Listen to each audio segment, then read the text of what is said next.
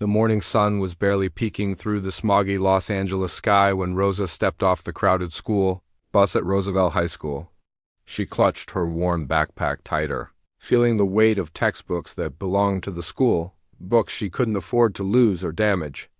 At 16, Rosa had bigger worries than most teenagers. While her classmates complained about homework and weekend plans, she was thinking about the grocery list her mother had given her and whether they had enough money to buy everything on. Rosa wasn't supposed to be in advanced classes. Her grades were decent, but nothing spectacular.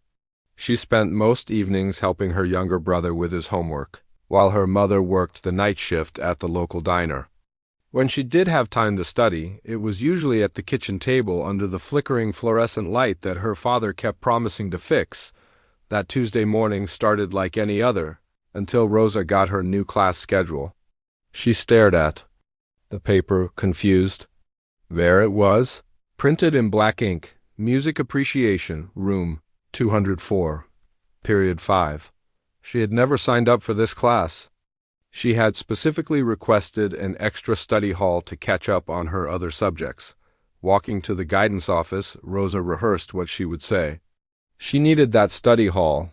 She couldn't waste time in some music class when she was already struggling to keep up with her other courses. The hallways were buzzing with the usual chaos of the first week back to school. Students laughed loudly, locker doors slammed shut, and teachers called out reminders about upcoming assignments. "Excuse me, Mrs. Patterson," Rosa said, approaching the guidance counselor's desk. "I think there's been a mistake with my schedule." Mrs. Patterson looked up from her computer, her glasses sliding down her nose. She was a kind woman who genuinely cared about her students, but she was also overworked and dealing with hundreds of schedule changes that week. "What seems to be the problem, dear?" "I'm enrolled in music appreciation, but I never requested it. I need a study hall instead." Mrs. Patterson clicked through several screens on her computer, frowning slightly. "I see what happened. You needed one more arts credit to graduate, and this was the only class with an opening. All the art classes and drama classes are full. This is actually perfect timing." "But I don't know anything about music," Rosa protested. "I've never even touched an instrument." "That's exactly why it's called music appreciation, not music performance," Mrs. Patterson said with a smile. "You'll learn about different types of music, maybe some history. It's supposed to be relaxing. Think of it as a break from your other subjects." Rosa wanted to argue further, but the bell rang and a line of students formed behind her, all with their own scheduling emergencies. She took her schedule back and walked slowly toward room 204, feeling like she was walking toward her doom. The music room was unlike any classroom Rosa had ever been in. Instead of rows of desks facing a blackboard, there were chairs arranged in a semicircle. Instruments hung on the walls, guitars, violins, and other things she couldn't even name. And there, in the corner, sat an old upright piano that looked like it had seen better days. The teacher, Mrs. Chun, was arranging sheet music on a stand when Rosa walked in.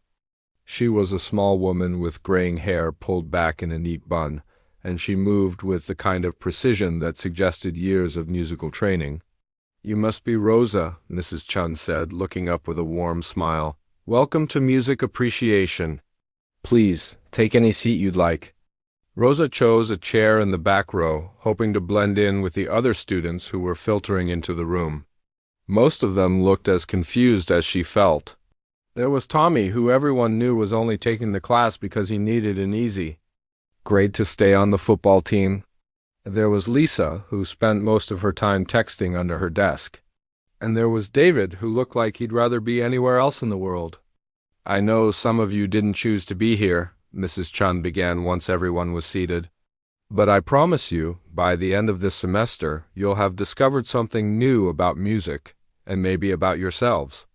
Rosa rolled her eyes internally. She had heard teachers make promises like this before. They always claimed their subject would change your life or open your mind.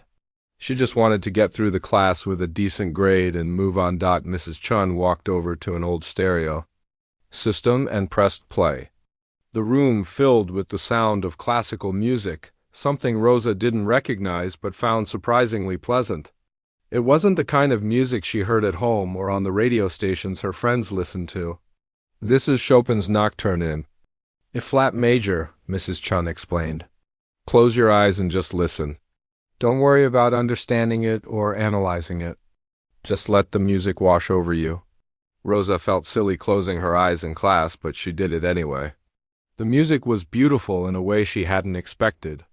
It made her think of rain falling on windows in quiet moments before dawn.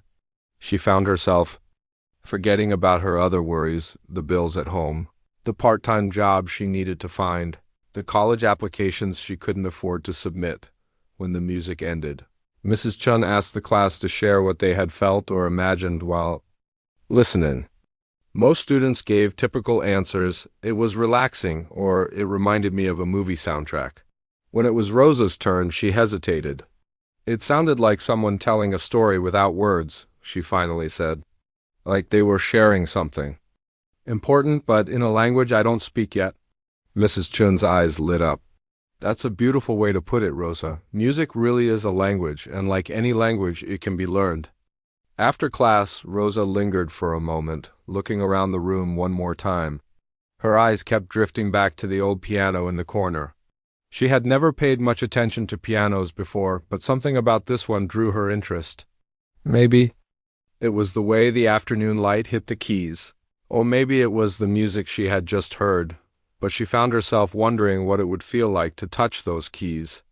Rosa, Mrs. Chun called out as she was packing up her things. If you're ever curious about any of the instruments in here, feel free to stay after class sometime. I'm usually here for at least an hour after school. Rosa nodded politely, but she was already thinking about her after-school routine. She had to pick up her brother from elementary school, help him with homework, and start dinner before her mother got home from her first job. There was no time for curiosity about musical instruments, but as she walked out of the music room, Rosa couldn't shake the feeling that something had shifted inside her. For 30 minutes, she had forgotten about everything else and just listened. In a life filled with constant worry and responsibility, those 30 minutes had felt like a gift. She didn't know it yet, but that gift was about to change everything. 3 weeks had passed since Rosa first walked into the music room, and something strange was happening to her. She found herself humming melodies she didn't recognize, tapping rhythms on her desk during other classes, and worst of all, thinking about that old piano when she should have been focusing on algebra or history. It started small. During lunch, instead of sitting in the cafeteria with the usual crowd complaining about teachers and homework, Rosa began walking past the music room. She told herself she was just taking a different route to her locker, but deep down, she knew better. She was hoping to catch glimpses of the piano through the small window in the door. The music room was usually empty during lunch. Mrs. Chun ate in the teacher's lounge, and most students preferred spending their free time anywhere but in a classroom. Rosa would peek through the window, seeing the piano sitting there in the corner like it was waiting for someone. The afternoon sunlight would hit the keys just right, making them look like they were glowing. One particular Thursday, Rosa had finished her sandwich early. Her friend Carmen was absent, and she didn't feel like joining the loud conversations at the other tables. Without really thinking about it, she found herself standing outside the music room door. This time, instead of just looking through the window, she tried the handle. The door was unlocked. Rosa stepped inside, her heart beating faster than it should have been. She wasn't doing anything wrong, technically. Mrs. Chun had said students could explore the instruments if they were curious. But Rosa still felt like she was somewhere she didn't belong. The room was quiet except for the distant sounds of students in the hallway. Rosa walked slowly toward the piano, her footsteps echoing softly on the linoleum floor. Up close, the instrument looked even older than she had thought. The wood was scratched in places, and some of the keys were slightly yellowed with age. But there was something beautiful about it too, like it held stories from all the students who had played it over the years. Rosa sat down on the narrow bench, adjusting her position the way she had seen pianists do in movies. The keys felt cool under her fingertips as she placed her hands on them without pressing down. She could feel the slight texture of the ivory, smooth but not perfectly so. Taking a deep breath, Rosa pressed middle C. The note rang out clear and pure, filling the empty room. It was louder than she had expected, and she quickly looked toward the door, worried someone might hear. But no one came, so she pressed another key, then another. She didn't know the names of the notes or how to read music, but Rosa began picking out a simple melody she had heard on the radio that morning. It was a popular song, nothing fancy, but as her fingers found the right keys, something magical happened. The music sounded different coming from the piano than it did on the radio. Richer somehow, more personal. Rosa was so focused on the keys that she didn't notice Mrs. Chun standing in the doorway. "That's beautiful," came the gentle voice from behind her. Rosa's hands flew off the keys like she had been caught stealing. "I'm sorry, Mrs. Chun. I know I shouldn't be here without permission. I was just—" "Rosa, it's perfectly fine," Mrs. Chun said, walking into the room with a warm smile. "I told you students were welcome to explore. I'm just surprised to find you here." Most students avoid the music room during lunch. "I was just curious," Rosa said, standing up from the bench. "I've never touched a piano before." Mrs. Chun raised an eyebrow. "Never? But you were playing that melody perfectly. How did you know?" "Which keys to press?" Rosa shrugged, feeling embarrassed. "I just listened to the song and tried to match the sounds.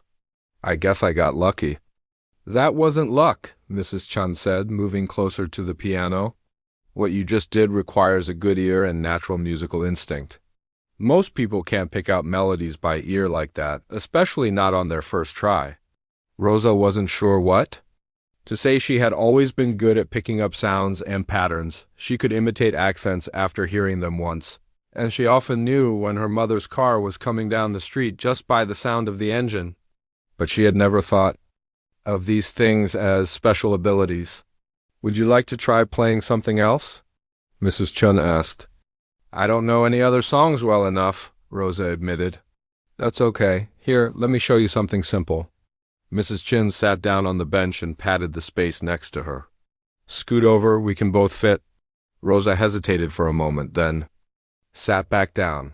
Mrs. Chun placed her hands on the keys and played a simple scale, just 8 notes going up, then 8 notes going down. It sounded like musical steps. "Now you try," Mrs. Chun said. Rosa placed her right hand on the keys and tried to repeat what she had heard. It took her a few attempts to get the finger positions right, but soon she was playing the scale smoothly. "Excellent," Mrs. Chun said. "Now let's try something a little more interesting." She played a simple melody, nothing complicated, just a few phrases that repeated and built on each other. Rosa listened carefully, her head tilted slightly to one side in concentration. When Mrs. Chun finished, Rosa immediately tried to copy it. Her first attempt wasn't perfect, but it was close. Very close. "Rosa," Mrs. Chun said quietly, "have you ever had music lessons? Piano lessons? Anything?" "No, never. My family can't afford things like that." Mrs. Chun was quiet for a moment, watching Rosa's hands as she continued to experiment with the melody. "Would you be interested in learning? I mean really learning, not just fooling around during lunch." Rosa looked up, surprised. "You mean like real lessons?" "I stay after school most days anyway, grading papers and preparing for the next day's classes. If you're interested, I could teach you some basics. No cost, of course. I just think, well, I think you might have a real gift for this." Rosa felt a flutter of excitement in her chest, followed immediately by the familiar weight of reality. "I'd love to, but I can't stay after school. I have to pick up my little brother from elementary school and help him with homework. My mom works 2 jobs, so ... What time do you pick him up?" 3-30. Mrs. Chun nodded thoughtfully. "School ends at 2:45. That gives us about 40 minutes. It's not much, but it's enough to get started. And maybe on days when your brother has after-school activities or your schedule is different." Rosa wanted to say yes immediately, but she had learned to be careful about making promises she might not be able to keep. "I'd have to ask my mom. She might think it's a waste of time." "Music is never a waste of time," Mrs. Chun said firmly, "but I understand. Family responsibilities come first. Just think about it, okay?" The bell rang, signaling the end of lunch period. Rosa stood up reluctantly, not wanting to leave the piano. "Mrs. Chun," she said as she gathered her backpack, Could I maybe come back tomorrow? During lunch. Rosa, you're welcome here any time. Consider this your open invitation." As Rosa walked to her next class, her mind was racing. Her fingers still tingled from touching the piano keys, and she could hear the melodies they had played echoing in her head. For the first time in her life, she had found something that felt like it belonged to her. Not something she had to share with her family or sacrifice for someone else's needs, but she also knew that wanting something and being able to have it were two very different things. Still, as she sat through her afternoon classes, Rosa found herself planning. Maybe she could rearrange her schedule. Maybe her brother could walk home with a friend once or twice a week. Maybe, just maybe, she could find a way to make this work. That night, as she helped her brother with his math homework, Rosa caught herself humming the simple melody Mrs. Chun had taught her. Her brother looked up from his worksheet. "What's that song?" he asked. "Just something I learned at school today," Rosa said. "It's pretty. Can you teach it to me?" Rosa smiled. Maybe music really could be shared without being diminished. Maybe there was enough of it for everyone. Rosa stared at the ceiling of her small bedroom, listening to her mother's tired footsteps in the hallway. It was past midnight, and her mom had just gotten home from her second job cleaning office buildings downtown. Rosa had been lying awake for hours, thinking about the conversation she needed to have. 3 days had passed since Mrs. Chun offered to give her piano lessons, and Rosa still hadn't asked for permission. Every time she thought about bringing it up, something got in the way. Her mother would come home exhausted, or her little brother Diego would need help with a school project, or there would be another bill to worry about. The timing never felt right. But Rosa couldn't stop thinking about the piano. During her regular classes, she found herself pressing invisible keys on her desk, working out melodies in her head. She had started humming more often, usually without realizing it, until Diego would ask her to stop because he couldn't concentrate on his homework. The next morning, Rosa decided to just go for it. Her mother was sitting at the kitchen table, drinking her coffee and looking through the mail. Most of it was bills. Rosa could tell by the way her mom's shoulders tensed with each envelope she opened. "Mom," Rosa said, pouring herself a glass of orange juice, "can I ask you something?" "Of course, Mia." "What is it?" Rosa took a deep breath. "My music teacher offered to give me piano lessons after school. For free. She thinks I might be good at it." Her mother looked up from the bills, surprised. "Piano lessons? Rosa, when would you have time for that? You have to pick up Diego, and you said you wanted to look for a part-time job." "I know, but it would only be for like 30 or 40 minutes a few days a week. Diego could wait in the library or something, and maybe learning music could help me get into college, scholarships and stuff." Rosa's mother, Carmen, set down her coffee cup and rubbed her temples. She was only 34, but the stress of raising 2 kids alone and working multiple jobs had added years to her face. "Rosa, I appreciate that your teacher believes in you, but we have to be practical. Piano is nice for people who have money. And fine, but we have bills to pay. You're going to graduate next year, and then you need to think about getting a real job or going to community college. We can't afford to chase dreams right now." The words stung, even though Rosa had expected them. She understood her mother's logic. It made perfect sense from a practical standpoint. But something inside her felt like it was deflating. "Okay, Mom, I get it. I'm not trying to crush your dreams, Mia," her mother said more gently. "I just, want you to focus on things that will actually help your future. Maybe after you graduate and get established, you can take music lessons as a hobby." Rosa nodded and finished getting ready for school, but her heart felt heavy. She had been so focused on asking permission that she hadn't really considered what she would do if the answer was no. At lunch that day, Rosa found herself walking toward the music room again, even though she had told herself she wouldn't. When she peeked through the window, she saw Mrs. Chun sitting at the piano, playing something beautiful and complicated. Her fingers moved across the keys like they were dancing. Rosa must have made a sound because Mrs. Chun looked up and smiled. motioning for her to come in. I was hoping I'd see you today, Mrs. Chun said. I brought some beginner sheet music that I thought you might like to try. Mrs. Chun, I talked to my mom about the lessons, Rosa said, not moving from the doorway. And? She said no, she thinks it's not practical. We have other priorities right now. Mrs. Chun's face fell slightly, but she quickly recovered.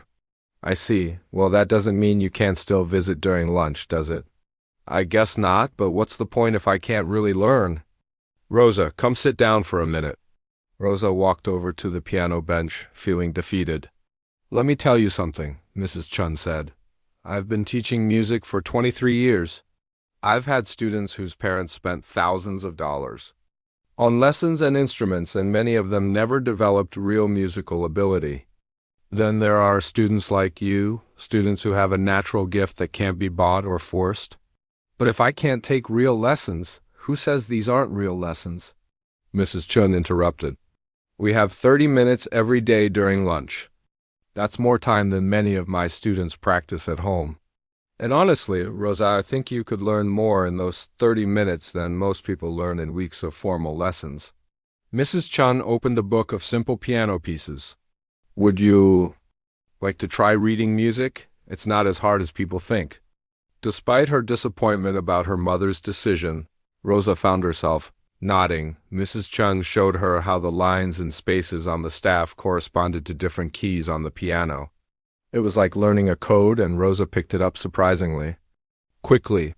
This note is middle C, Mrs. Chun explained, pointing to a note on the page and then pressing the corresponding key. Can you find it? Rosa studied the music for a moment, then pressed the right key on her first try. Excellent, now this one. They worked through several notes, and Rosa found that reading music felt natural to her, like learning a language she somehow already knew. After about 15 minutes, Mrs. Chun showed her a simple piece called Ode to Joy. This is Beethoven, Mrs. Chun said. One of the greatest composers who ever lived. Try to play just the first line. Rosa looked at the notes on the page, worked out which keys they represented, and slowly played the melody. It was simple, but it was beautiful. And she was reading music, actually reading it and turning those symbols into sounds. Rosa, Mrs. Chun said quietly, I need you to understand something. What you're doing right now typically takes students months to learn. You just sight read Beethoven on your second week of looking at sheet music. Is that unusual? It's extraordinary. Over the next few weeks, Rosa's lunch period became the highlight of her day. She learned to read both treble and bass clef, played through beginner books at a pace that amazed Mrs. Chun, and began to understand music theory concepts that usually challenged advanced students. But the most remarkable thing was how Rosa approached the music emotionally. She didn't just play the notes correctly, she seemed to understand what the music was trying to express. When she played a sad piece, you could hear the sadness. When she played something joyful, it actually sounded joyful. Rosa, Mrs. Chun said one day as they worked through a batch minuet, I need to ask you something, and I want you to be completely honest with me. Okay. Have you been practicing at home? On a keyboard or piano somewhere? No, Mrs. Chun, we don't have a piano, and I can't afford to buy one. The only time I touch piano keys is here with you. Mrs. Chun shook her head in amazement. That's what I thought, but I had to ask. Rosa, you're progressing faster than students who practice hours every day. I've never seen anything like it. Maybe I'm just good at memorizing things. This isn't memorization. You're making musical choices. You're interpreting the pieces. That comes from musical intelligence, not memory. One afternoon, about 6 weeks into their informal lessons, Mrs. Chun made a suggestion that would change everything. Rosa, there's something I want you to hear, she said, walking over to the old stereo system. This is Chopin's Minute Waltz. It's considered one of the most beautiful piano pieces ever written, but it's also quite challenging technically. The music filled the room, and Rosa closed her eyes to listen, just like she had on that first day in music class. But this time, instead of just enjoying the beauty of the music, she found herself following along with the notes in her mind. She could almost see her hands playing the piece, could imagine how it would feel to create those sounds herself when the music ended. Rosa opened her eyes to find Mrs. Chun watching her carefully. "What were you thinking about?" Mrs. Chun asked. "I was imagining playing it," Rosa admitted. "I know it's probably too hard for me, but I could almost see how it would work." Mrs. Chun smiled mysteriously. "Rosa, I think it's time we had a serious conversation about your future." The announcement came on a rainy Monday morning in early March. Rosa was sitting in first period English when the crackling voice of Principal Martinez came over the intercom. "Attention students and faculty. This year's annual Spring Talent Showcase will be held on Friday, April 15th in the main auditorium. Sign-up sheets will be available in the main office starting today. We encourage all students to participate and share their unique talents with our school community." Rosa barely paid attention to the announcement. The talent show was something she associated with the popular kids, the ones who took dance classes outside of school, played guitar in garage bands, or had been performing since they were little. It wasn't for students like her who had only discovered their talent a few months ago, but Mrs. Chun had different ideas. "Rosa, I want to talk to you about something," Mrs. Chun said as Rosa settled down at the piano bench during lunch that day. "Did you hear the announcement about the talent show?" "Yeah, but I'm not really interested in that kind of thing." "Why not?" Rosa shrugged, placing her hands on the piano keys.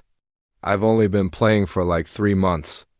Those shows are for people who actually know what they're doing." Mrs. Chun sat down next to her on the bench. "Rosa, do you remember what you could play 3 months ago?" "Nothing." "And what can you play now?" Rosa thought about it. In the past few weeks, she had worked through beginner books, intermediate pieces, and had even started tackling some advanced compositions. Just yesterday, she had played through a simplified version of Moonlight Sonata that had made Mrs. Chun's eyes water. "I guess I can play some things," Rosa admitted. "Some things?" "Rosa, last week you sight-read a batch invention that I gave to my advanced students. Most of them struggled with it for days. You played it perfectly on your first try." Rosa felt heat creeping up her neck.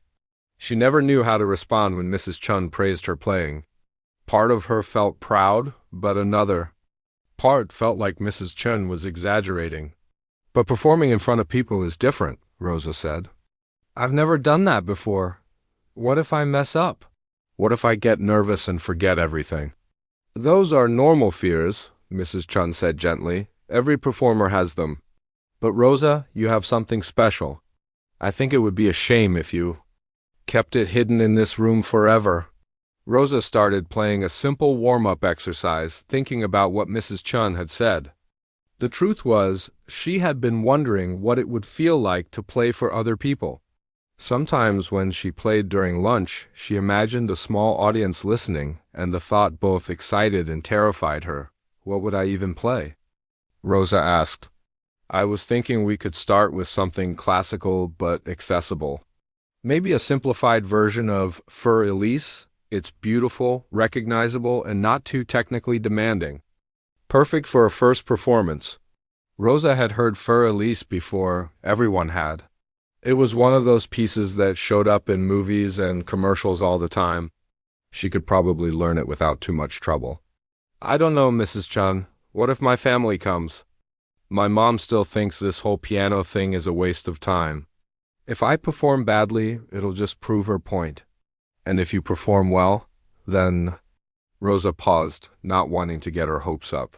"Then maybe she see that this isn't just a hobby." "For me," Mrs. Chun smiled. "Rosa, I'm going to be honest with you. I've been teaching for over 20 years, and I've never had a student with your natural ability. Not even close. You have perfect pitch, incredible musical intuition, and the ability to learn pieces that should take months in a matter of days. This talent you have, it's not something that comes along very often." Rosa stopped playing and looked at her teacher.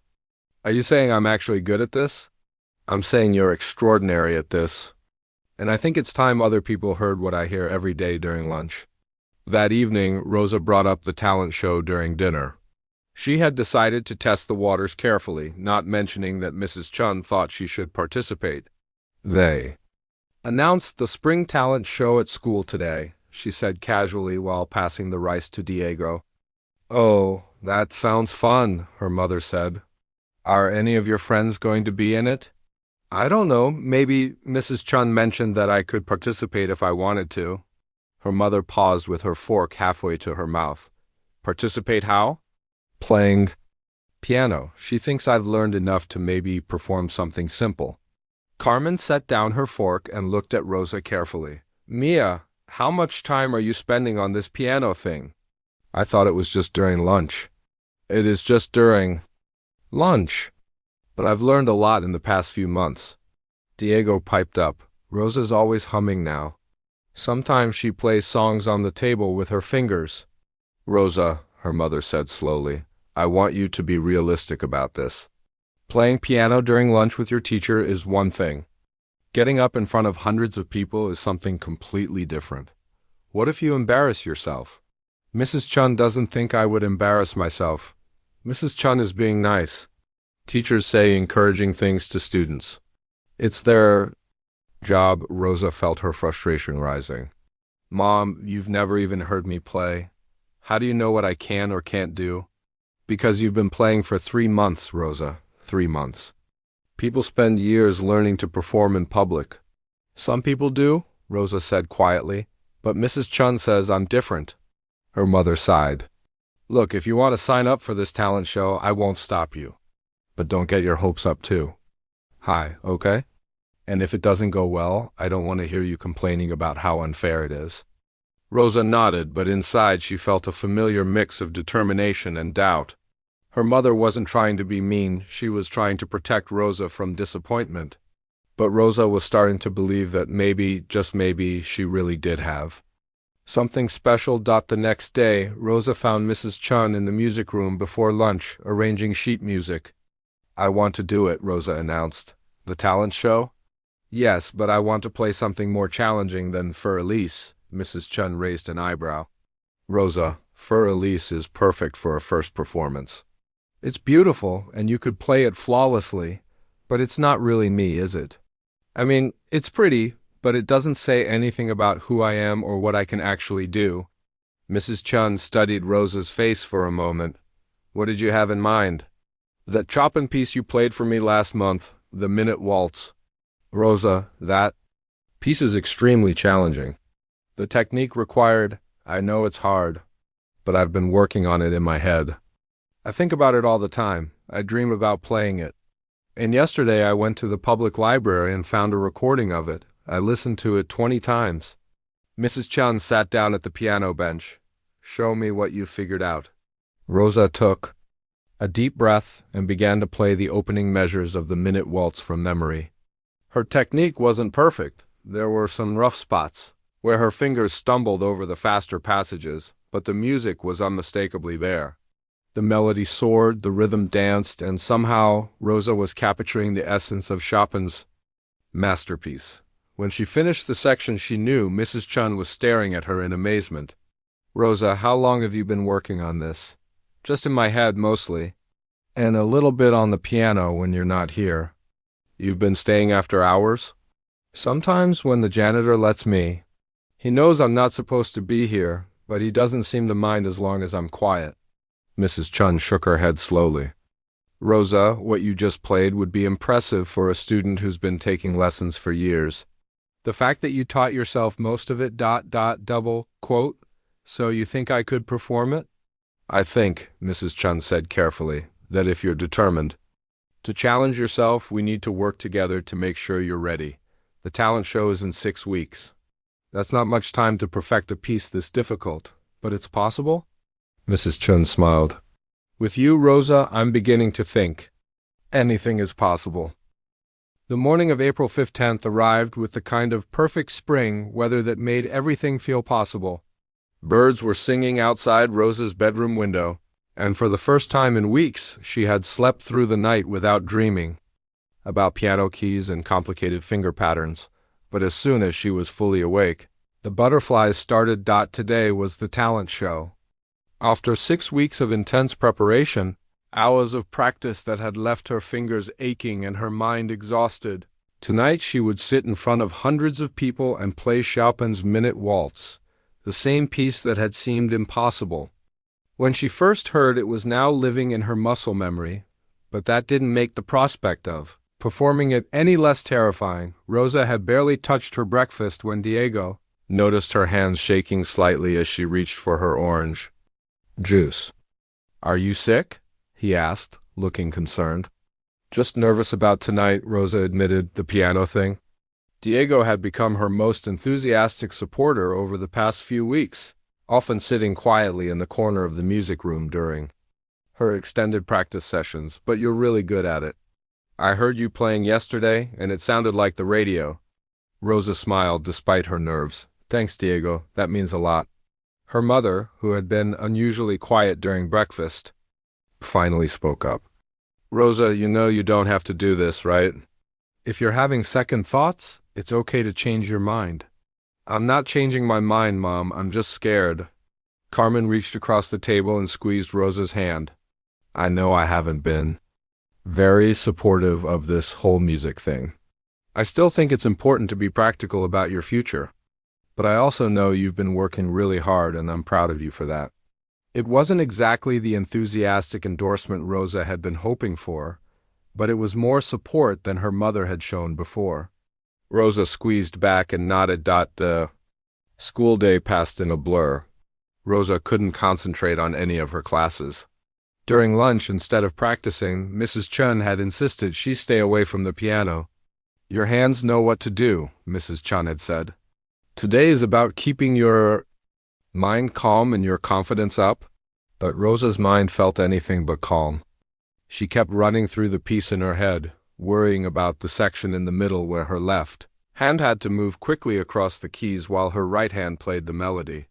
She had practiced it hundreds of times, but what if her nerves made her forget? As the afternoon wore on, word spread around school that Rosa Vasquez was going to play piano in the talent show. Most people were surprised. Rosa wasn't known for being a performer or standing out in any way.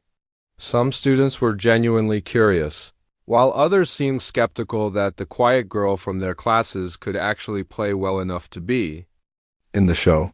"I heard she's only been playing for like 3 months, Rosa overheard one girl saying in the hallway.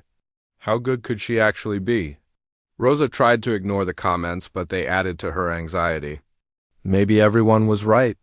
Maybe she was being foolish to think she could pull this off. By the time evening arrived, Rosa felt like she might throw up. She had changed clothes 3 times, finally settling on a simple black dress that her mother had bought for her cousin's wedding last year.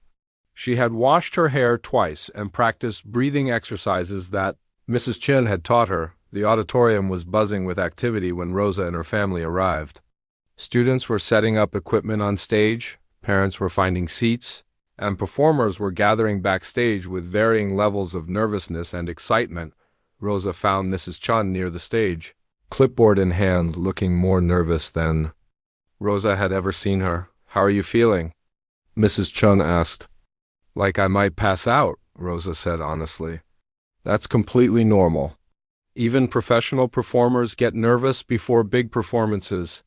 The key is to use those nerves to fuel your playing instead of letting them control you." Mrs. Chun led Rosa to the side of the stage where she could see the piano, a beautiful black grand piano that the school had borrowed from the music store downtown. It was much nicer than the old upright Rosa had been practicing on, and somehow that made everything feel more real and more intimidating.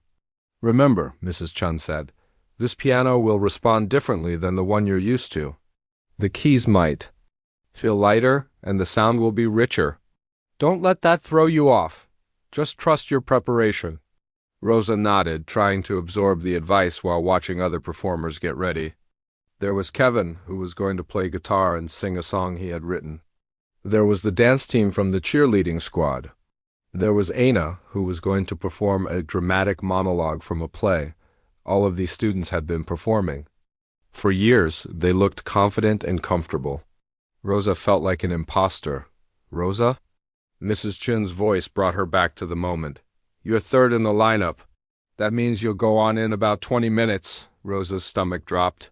20 minutes suddenly felt like 20 seconds. The auditorium was filling up quickly. Rosa peeked out from behind the curtain and saw her mother and Diego sitting in the 4th row.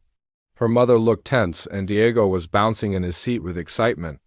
She saw some of her classmates scattered throughout the audience, along with teachers, parents, and siblings. The show began with Kevin's guitar performance. He played well, and the audience applauded politely. Then came the dance team, who received enthusiastic cheers from their friends and families. "Rosa, you're up next," the student stage manager whispered. Rosa's heart was beating so hard she could hear it in her ears. Mrs. Chien appeared beside her, placing a gentle hand on her shoulder. "Remember why you wanted to do this," Mrs. Chun said. Quietly, "You didn't choose the easy piece. You didn't want to play it safe. You wanted to show people what you're really capable of. This is your moment." Rosa took a deep breath and walked toward the piano. The stage lights were brighter than she had expected, and for a moment she couldn't see the audience clearly. That was probably a good thing. She sat down at the bench and adjusted her position, just like she had practiced. The piano felt different under her fingers. The keys were more responsive, and even her gentle touch produced a richer sound than she was used to. Rosa looked out at the dark auditorium, knowing that hundreds of people were watching her but unable to see their faces clearly because of the lights. For a strange moment, she felt like she was back in the music room during lunch. Just her and the piano and the music. She placed her hands on the keys, took one more deep breath, and began to play. The first notes of the minute waltz filled the auditorium, clear and confident. Rosa felt her nerves begin to settle as her fingers found their familiar patterns. This was the piece she had lived with for 6 weeks, the music that had consumed her thoughts and dreams, but as she played, something unexpected began to happen.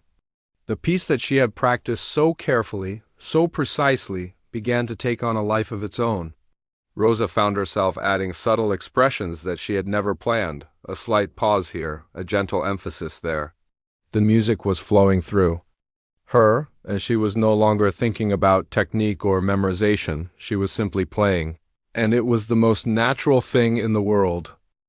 The opening notes of the minute waltz floated through the auditorium like something magical. Rosa had practiced this beginning hundreds of times, but tonight it sounded different, richer, more alive. The borrowed grand piano responded to her, touch in ways that the old-school upright never could, and she could feel the difference in every keystroke. In the audience, people began to sit up straighter. The casual chatter that usually accompanied school performances had stopped. Even the students who had been checking their phones were now looking at the stage with genuine attention. Rosa's mother, Carmen, gripped Diego's hand tighter. She had expected her daughter to play competently, maybe even nicely. But this was something else entirely. The music flowing from the stage didn't sound like a nervous teenager playing at a school talent show. It sounded professional. It sounded beautiful. "Mom," Diego whispered, "Rosa sounds like she's on TV." Carmen nodded, unable to speak. She was remembering all the times over the past few months when she had dismissed Rosa's piano playing as a cute hobby, all the times she had suggested Rosa focus on more practical things.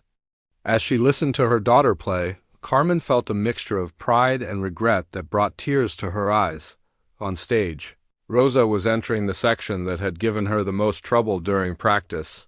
Her left hand needed to dance across the lower keys while her right hand carried the melody. It was technically demanding and required perfect coordination. For weeks, this had been the part that made her stumble, but tonight her hands seemed to know exactly what to do.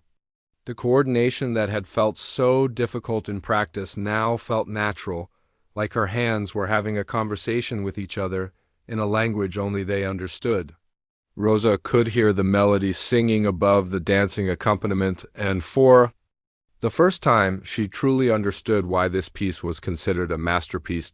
In the third row, Mrs. Chun was holding her breath.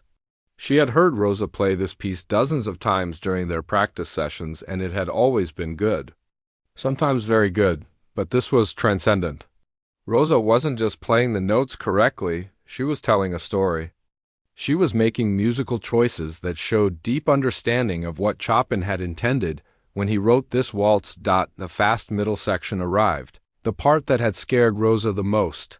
Her fingers flew across the keys with precision and confidence. That surprised even her. The melody twisted and turned, rose and fell, and through it all, Rosa maintained perfect control. But more than that, she was making the difficult passages sound effortless, like this was music that had always existed. Inside her and was finally being set free. Some audience members had stopped breathing altogether. This wasn't what anyone had expected from a high school talent show. Parents who had come to politely applaud their children's friends were now witnessing something extraordinary. Students who had been skeptical about Rosa's abilities were staring at the stage in amazement. Kevin, who had performed first with his guitar, was standing in the wings watching Rosa play. He was a good musician himself and had been taking guitar lessons for 6 years. But he had never heard anyone their age play with this level of skill and artistry. "How is she doing that?" he whispered to Anna, who was waiting to perform her monologue. Anna shook her head in wonder. "I don't know. I had no idea she could even play piano." Rosa reached the climactic section of the waltz, where Chopin had written some of his most challenging and beautiful passages. Her hands moved across the keyboard with a fluidity that seemed impossible. And music filled every corner of the auditorium, and Rosa could feel the audience's attention like a physical force, but something even more remarkable was happening. As Rosa played, she began to add her own interpretations to the piece. Small changes that weren't written in the sheet music, a slight slowing here, a gentle emphasis there, a dynamic change that brought out hidden beauty in the melody. She wasn't just playing Chopin's waltz. She was making it her own. Mrs. Chun recognized what was happening and felt her heart racing. Rosa was doing what only truly gifted musicians could do. She was taking a well-known piece and revealing new layers of meaning in it. The teenager who had never touched a piano before this school year was now performing with the kind of musical maturity that usually took decades to develop. In the audience, people began to glance at each other with expressions of disbelief. This couldn't really be happening, could it? A 16-year-old girl who had learned piano in a few months couldn't possibly be playing like this. And yet there it was, undeniable and beautiful and completely real. Rosa's father-in-law, who had driven in from Riverside to see the show, leaned over to Carmen. "Did you know she could do this?" Carmen shook her head, still unable to find words. She was thinking about all the conversations they had had about being practical, about focusing on realistic goals.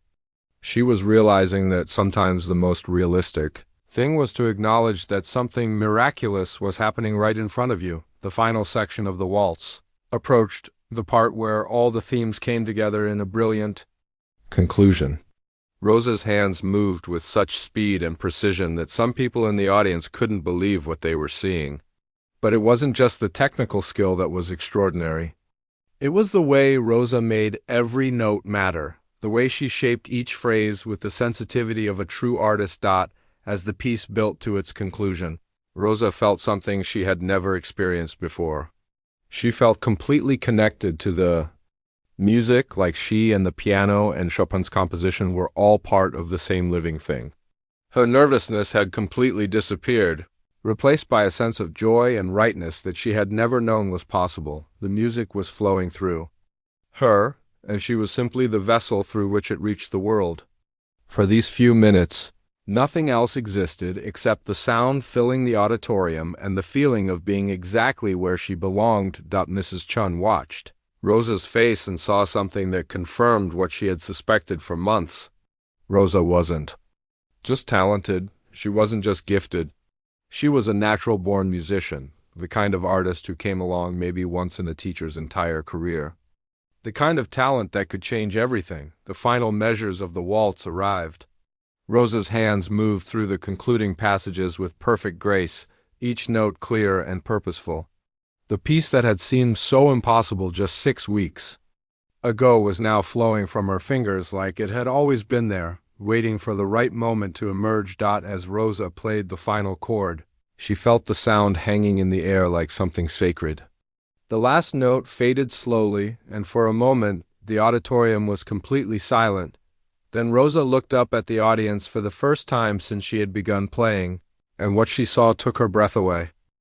The silence that followed Rosa's final note was unlike anything the Roosevelt High School auditorium had ever experienced. It wasn't the polite pause that usually came after student performances when people gathered their thoughts before offering encouraging applause. This was something deeper, more profound. It was the kind of silence that happens when people witness something they can't quite believe. Rosa sat perfectly still at the piano bench, her hands resting lightly on her lap. She was breathing heavily, not from the physical effort of playing, but from the emotional intensity of what had just happened. For the past 4 minutes, she had been completely lost in the music, but now she was back in the real world, and the weight of what she had just done was beginning to hit her. In the third row, her mother Carmen was staring at the stage with her mouth slightly open. Tears were rolling down her cheeks, but she didn't seem to notice them. For months, she had been telling Rosa to be practical, to focus on realistic goals, to not get carried away with impossible dreams. But what she had just witnessed wasn't a dream. It was real, and it was extraordinary, and it was her daughter who had created it. Diego was the first person in the auditorium to move. He looked up at his mother with wide eyes and whispered, "Mom, is Rosa famous now?" The question seemed to break something loose in Carmen's chest, and she let out a small sob that was part laughter, part amazement, part regret for all the times she had doubted her daughter's gift. In the wings, Mrs. Chun was standing with tears streaming down her face. In 23 years of teaching, she had never experienced anything like this. She had known Rosa was special, but this performance had exceeded even her wildest expectations. Rosa hadn't just played Chopin's Minute Waltz correctly. She had interpreted it, owned it, and transformed it into something uniquely her own. The silence stretched on for what felt like hours, but was probably only 10 or 15 seconds. People were looking at each other, trying to process what they had just heard. Some were shaking their heads in disbelief. Others were wiping away tears they hadn't expected to shed at a high school talent show. Near the back of the auditorium, a man named Dr. Peterson was having his own moment of shock. He was a music professor at UCLA who had come to the show only because his daughter was friends with one of the performers. He had expected to sit through an hour of amateur performances, check his phone occasionally, and politely applaud when appropriate. Instead, he had just heard one of the most remarkable piano performances of his career. Dr. Peterson had spent his life around music. He had heard concerts by world-famous pianists, attended master classes with international artists, and judged countless competitions. But the performance he had just witnessed would have been impressive coming from a graduate student at a prestigious conservatory. Coming from a high school student who had supposedly learned piano in a few months, it was almost impossible to believe. Finally, the silence was broken. Someone in the middle of the auditorium began to clap. It started as slow, deliberate applause, the kind reserved for truly special moments. But within seconds it began to build. Other audience members joined in, and the applause grew louder and more enthusiastic. People began to stand up, first one or two, then entire rows. The sound echoed through the auditorium, bouncing off the walls and growing in intensity. Rosa looked out at the audience and saw hundreds of people on their feet, clapping not just politely but with genuine enthusiasm and amazement. She saw her mother standing and crying, her little brother jumping up and down, Mrs. Chin beaming with pride from the side of the stage. But what struck Rosa most was the look on people's faces. She had expected polite smiles and encouraging nods. Instead, she saw genuine emotion. Some people were crying. Others looked stunned. Many were smiling with the kind of joy that comes from witnessing something truly beautiful. The applause continued for what felt like forever. Rosa stood up from the piano bench and gave a small bow, the way Mrs. Chun had taught her during their practice sessions. But the audience didn't stop clapping. If anything, they got louder. "Bravo!" someone shouted from the back of the auditorium. Rosa had heard that word before but never directed at her. It felt surreal. In the front row, Principal Martinez was clapping with tears in his eyes. He had been running school events for 15 years and had seen thousands of student performances. This was the first time he had ever witnessed something that could genuinely be called extraordinary. Mrs. Rodriguez, Rosa's English teacher, was standing with the rest of the audience, but she kept looking around at other people's faces, almost as amazed by their reactions as she was by Rosa's performance. She had known Rosa as a quiet, hard-working student who never sought attention or claimed any special talents. The transformation she had just witnessed was like watching someone reveal a completely hidden part of themselves. The applause was starting to affect Rosa emotionally. She had prepared for nervousness, for the possibility of making mistakes, for polite audience reaction. She had not prepared for this overwhelming outpouring of genuine appreciation. Her eyes filled with tears, and she had to take a deep breath. To keep from breaking down completely, near the middle of the auditorium, two elderly women who had come to see their granddaughter perform were talking in hushed, amazed tones. "I've been going to concerts for 60 years, one said to the other, "and I've rarely heard anything that beautiful." "That girl is going places?" the other replied. "Mark my words, we just witnessed something very special." Their granddaughter, who was scheduled to perform later in the show, was sitting between them, feeling a mixture of inspiration and intimidation. "How do you follow something like that?" The applause continued for nearly 5 full minutes. Rosa bowed twice more, and each time the audience responded with renewed enthusiasm. Finally, the sound began to fade, but people remained standing. Dr. Peterson was already making his way toward the stage, his mind racing with possibilities. He needed to talk to Rosa's teacher immediately. A talent like this couldn't be ignored or wasted.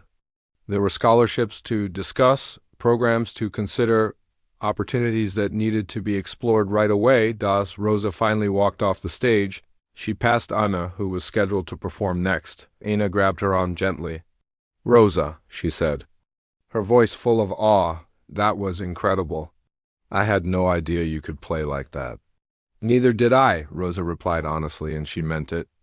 What had just happened on that stage felt like something beyond her normal abilities, like the music had come through her rather than from her. Mrs. Chen was waiting in the wings, and when Rosa reached her, the teacher pulled her into a tight hug. "Rosa," Mrs. Chen whispered, "do you understand what just happened out there?" Rosa shook her head. She was still trying to process the audience's reaction.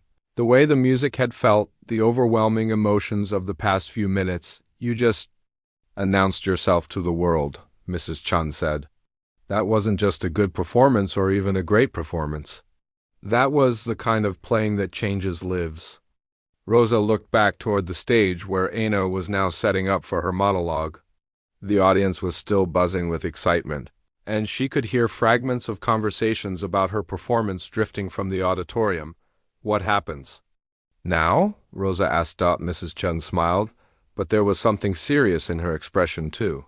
"Now, Rosa, everything changes." The ride home from the talent show was the quietest car trip the Vasquez family had ever taken, but it wasn't an uncomfortable silence.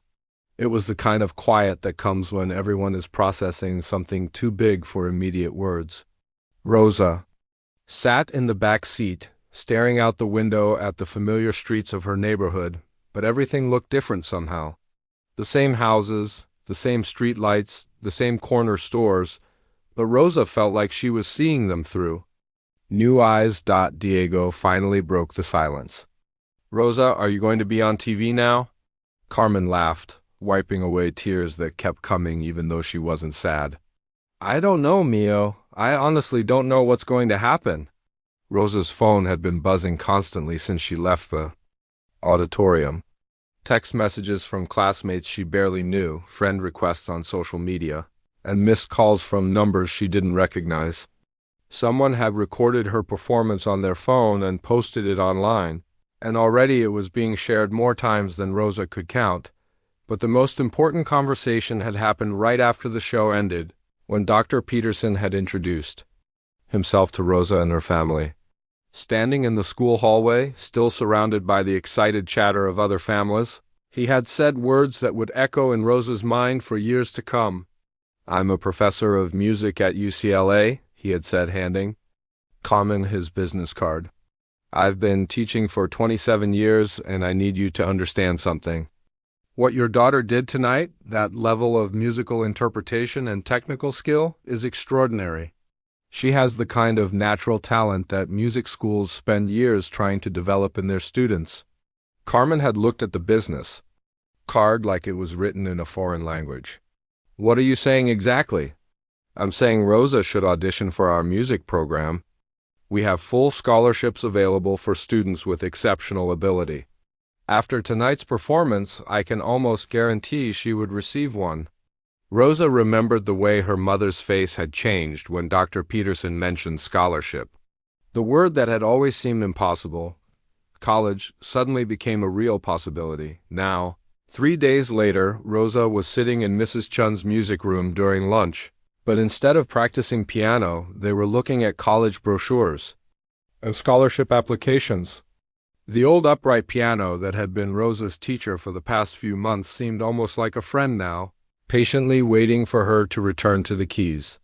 The UCLA application deadline is in 2 weeks, Mrs. Chun explained, spreading papers across the desk. But Dr. Peterson said he would personally walk your audition materials to the admissions committee. Rosa, this is the kind of opportunity that could change your entire life. Rosa picked up one of the brochures, looking at pictures of students practicing in beautiful music halls with grand pianos and professional lighting. It looked like a different world from Roosevelt High School's cramped music room. Mrs. Chun, what if I'm not actually as good as everyone thinks? What if that performance was just lucky and I can't do it again? Mrs. Chun set down the papers and looked at Rosa seriously. Do you remember when you first walked into this room? You had never touched a piano. Within weeks, you were playing pieces that take most students months to learn. Rosa, luck doesn't explain what you can do. Talent does. But what about my family? My mom still needs help with Diego, and if I go to college... Rosa, Mrs. Chun interrupted gently, what do you think will help your family more in the long run? You staying home and getting a minimum wage job after high school, or you getting a music degree and building a career that could support all of you? It was a question Rosa had been wrestling with since Dr. Peterson's offer. She had always assumed college was for other people whose families had money and didn't need them to work right away. But a full scholarship changed everything. That evening, Rosa sat at the kitchen table with her mother, looking over the scholarship application. Carmen was reading each page carefully, asking questions about things like musical repertoire and performance experience. Rosa, some of these questions are asking about years of training and professional performances. You've been playing for 4 months. I know it looks impossible on paper, Rosa said, but Dr. Peterson said my audition performance would matter more than my background. Carmen was quiet for a long time, reading through the requirements. Finally, she looked up at her daughter. Mia, I owe you an apology. For months, I've been telling you to be realistic, to focus on practical things. I was so worried about protecting you from disappointment that I almost kept you from discovering something amazing about yourself. Mom, you were just trying to help. No, I was being scared. Scared that if you reached for something big and didn't get it, you'd be hurt. But I see now that the biggest hurt would have been if you never tried at all. Carmen reached across the table and took Rosa's hand. I want you to apply for this scholarship. I want you to audition. And if you get it, I want you to go to UCLA and become the musician I heard on that stage 3 nights ago. Rosa felt tears starting to form in her eyes. What about Diego? What about helping with bills? We'll figure it out. Your father and I will work extra hours if we need to. Diego can walk home from school with friends. Rosa, this is your chance to build a different kind of life, not just for you but for all of us. 2 weeks later, Rosa found herself standing outside the UCLA School of Music, holding her audition materials and trying to calm her nerves. She had spent every free moment preparing 3 pieces: the Chopin-Minute Waltz that had started everything, a batch invention that showcased her technical precision, and a contemporary piece that let her demonstrate her interpretive abilities. The audition room was intimidating, a large space with perfect acoustics and a concert grand piano that cost more than her family's car. 3 professors sat at a table, their expressions neutral and professional. Whenever you're ready, one of them said, Rosa sat at the piano and took the same deep breath she had taken on the night of the talent show. She thought about Mrs. Chen's faith in her mother's changed perspective, and all the hours of practice that had brought her to this moment. She began to play. 45 minutes later, Rosa walked out of the audition room knowing that something fundamental had shifted in her life. Whether she got the scholarship or not, she had proven to herself that the talent show performance wasn't a fluke. She really could play at this level. She really did have something special. 3 weeks after that, the acceptance letter arrived. Full scholarship. 4 years at UCLA, a chance to study with some of the best music teachers in the country. A path toward a future that Rosa had never imagined possible when she first walked reluctantly into Mrs. Chen's music class on her last day at Roosevelt High School. Rosa sat at the old upright piano one more time. Mrs. Chen had given her a key to the music room so she could come and practice whenever she wanted, but Rosa knew this might be her final moment with the instrument that had changed her life. She played softly, running through some of the first simple melodies Mrs. Chen had taught her. It was hard to believe that just 8 months ago she had never touched piano keys. Now she was preparing for a career as a professional musician. Mrs. Chen appeared in the doorway, carrying a small wrapped package. "I have something for you," she said, sitting down next to Rosa on the familiar bench. Rosa unwrapped the gift to find a framed photo from the night of the talent show. Someone had captured the moment right after her performance when she was looking out at the standing ovation with tears in her eyes and amazement on her face. "So you never forget," Mrs. Chen said, "that sometimes the most extraordinary things come from the most ordinary beginnings." Rosa looked at the photo, then at the old piano, then at the teacher who had believed in her when no one else did. "Think." "You," she said simply, but the words carried the weight of everything that had changed. As Rosa walked out of the music room for the last time as a high school student, she thought about Diego's question from that night in the car. "Are you going to be on TV now?" She still didn't know the answer to that question, but she knew something more important. She was going to find out just how far her gift could take her, and she was going to work every day to honor the extraordinary thing that had been discovered in this small, cramped room with an old piano, and a teacher who saw potential where others saw only problems. The girl who had been told to play a simple tune had unleashed something that would echo for the rest of her life.